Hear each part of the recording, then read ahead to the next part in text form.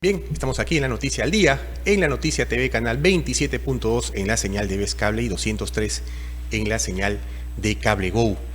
Y el ambiente electoral sigue todavía bastante movido, no tenemos todavía resultados porque hay una serie de denuncias de irregularidades, tenemos investigados a funcionarios de OMPE, y para hablar sobre este tema tenemos una entrevista vía telefónica con la ex congresista Rosa Bartra. Doctora Bartra, ¿cómo está? Buen día.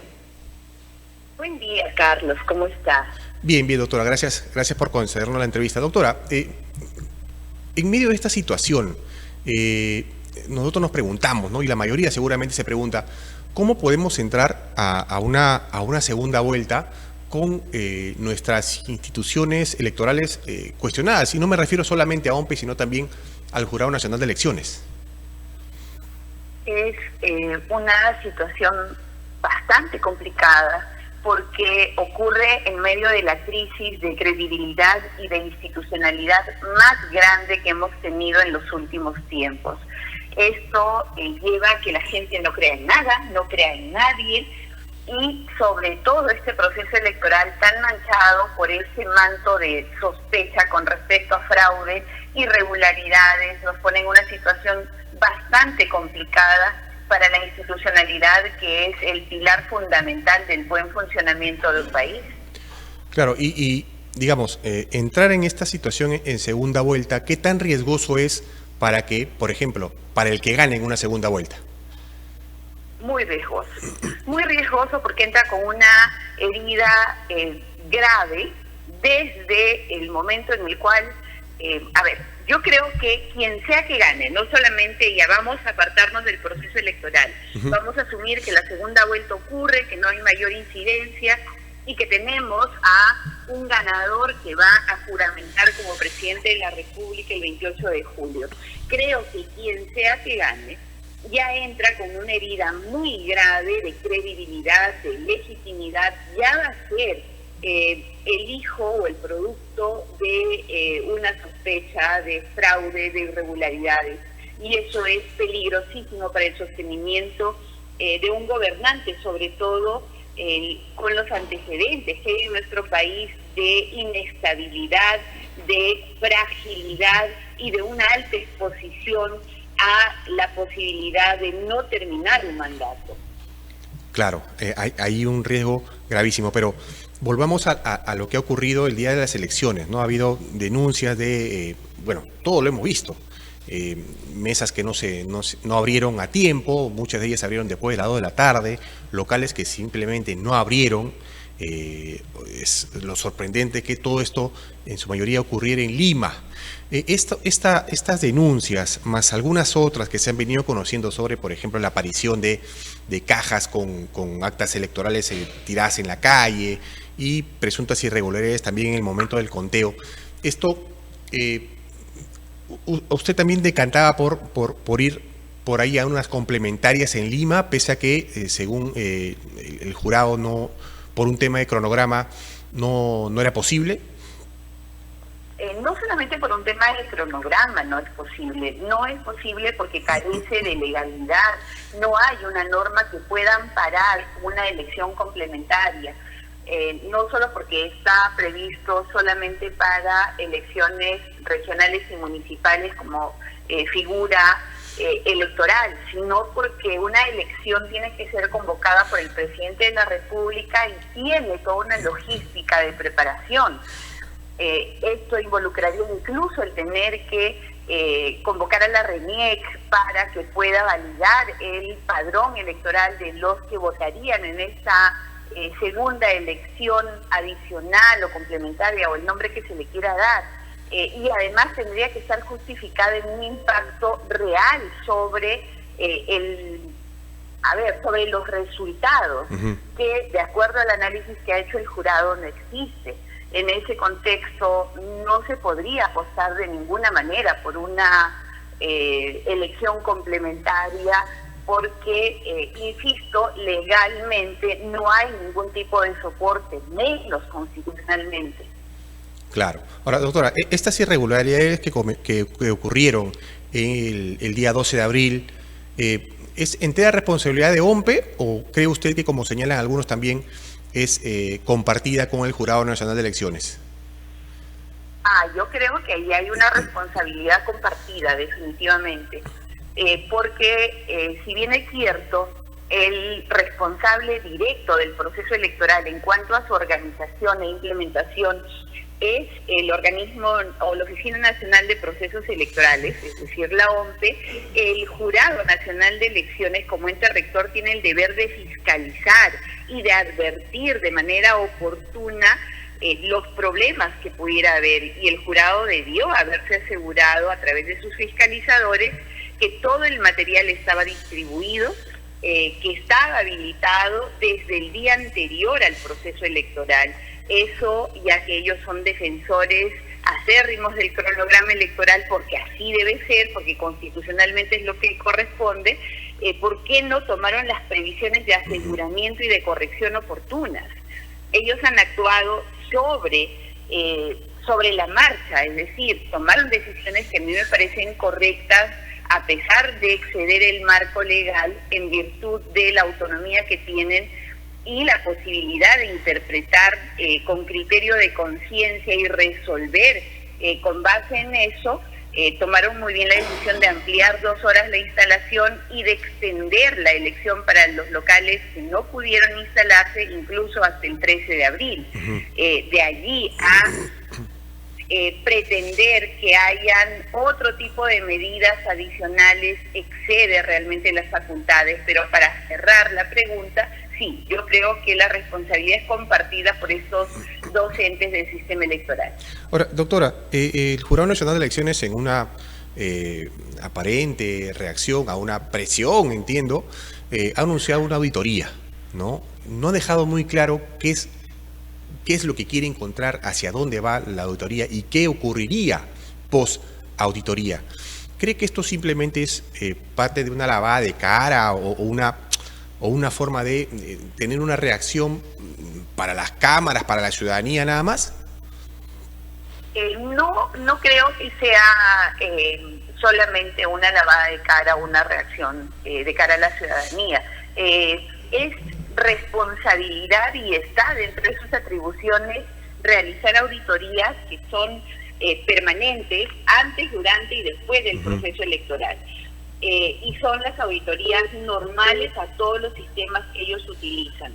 Ahora, lo que sí se pediría, lo que yo he pedido y lo que creo que muchos ciudadanos están exigiendo, es una auditoría de todas estas anomalías, una auditoría reforzada de los centros de votación que se abrieron tarde, e incluso una auditoría de estas actas con código 900 con la finalidad de que se proclamen los resultados con legitimidad necesaria.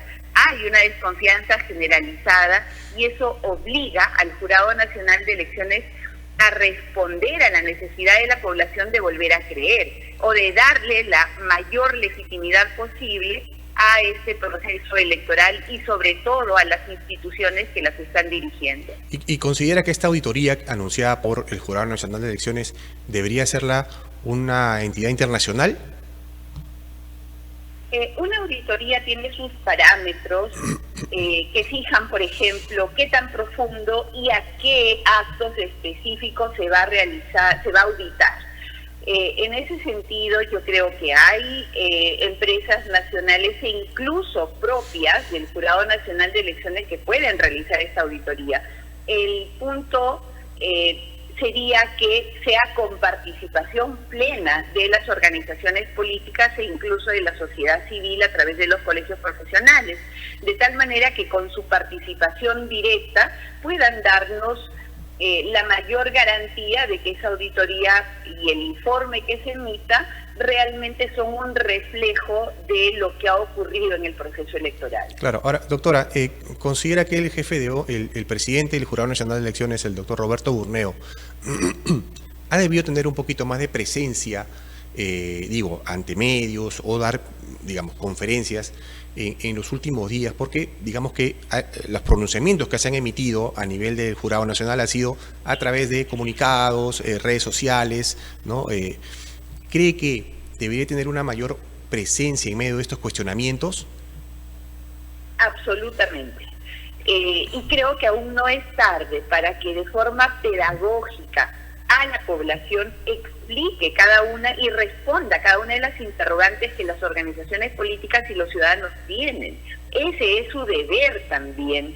Él no puede solamente dar una entrevista a un medio escrito que además se ha prestado para un sinfín de interpretaciones. Pienso que en una comunicación abierta, sincera, clara, pedagógica y sobre todo completamente transparente, ayudaría muchísimo a resolver toda esta sensación de fraude, de falta de legitimidad y demás sensaciones que tiene la población que afectan gravemente la legitimidad de quien vaya a asumir la presidencia después del 28 de julio. ¿Y por qué cree usted que no toma esta decisión el doctor Burneo de salir y de alguna manera dar la cara?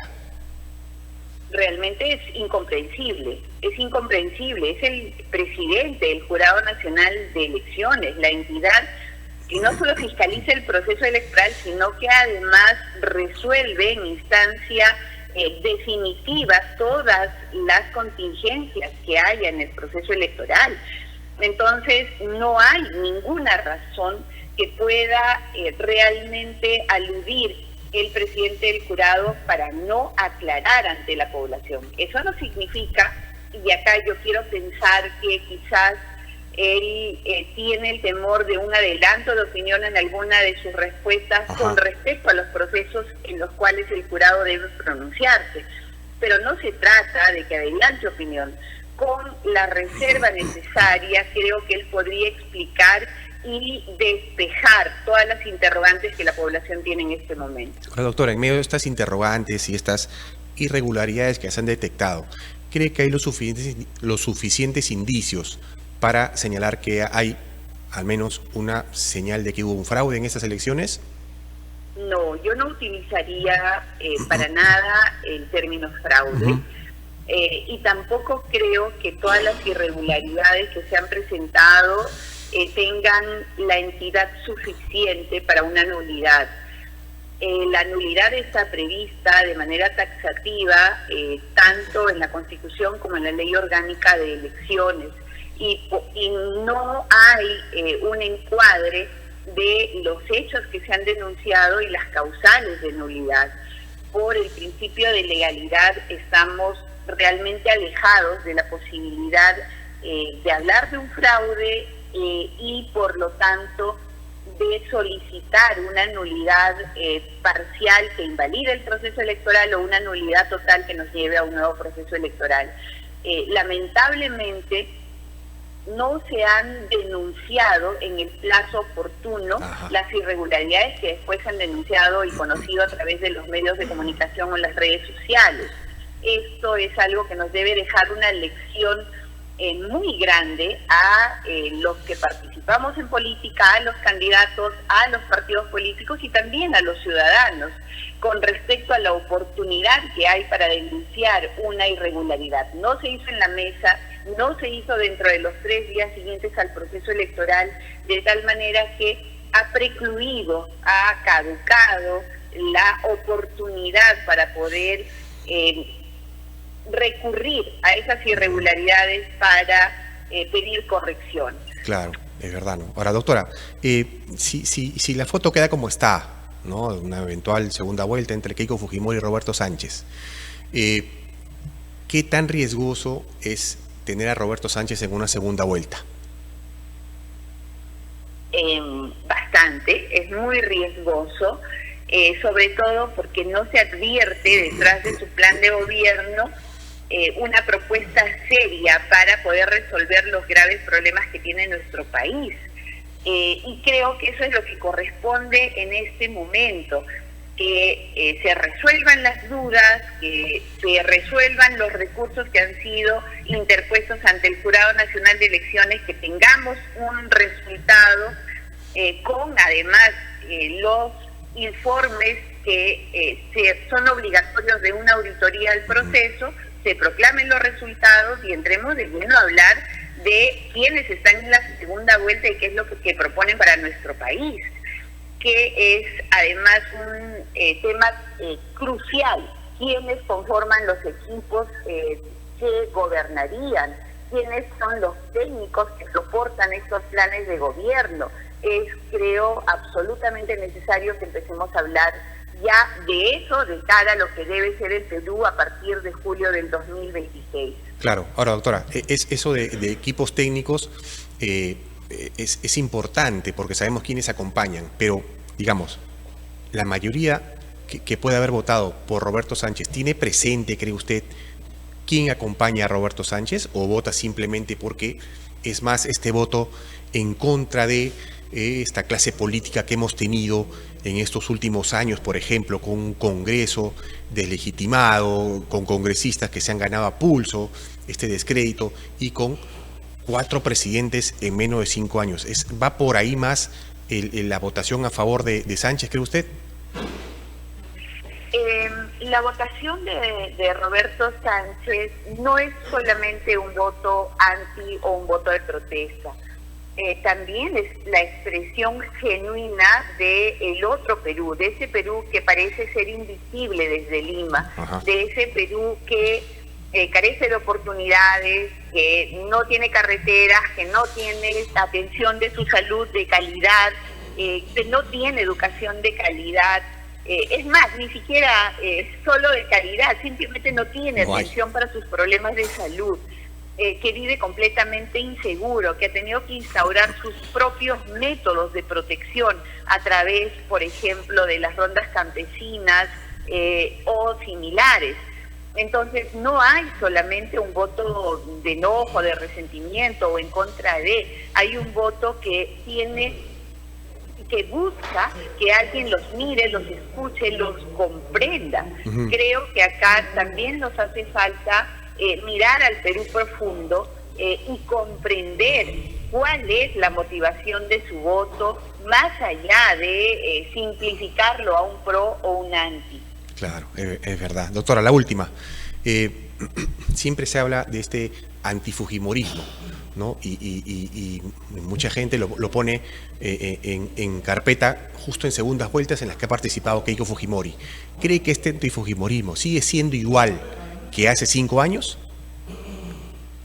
Creo que todos las personas y las organizaciones evolucionan y evolucionan aprendiendo de los eventos pasados. Uh-huh. No podría ser el mismo fujimorismo de los 90 como el de los 2000 o de la primera década del siglo XXI. Yo creo que el fujimorismo de este tiempo es un fujimorismo que ha demostrado ser orgánico, sólido y que, bueno, está liderando las preferencias electorales en este proceso. Así que, no, yo creo que nadie es el mismo de un tiempo atrás, de un quinquenio atrás, de una década atrás.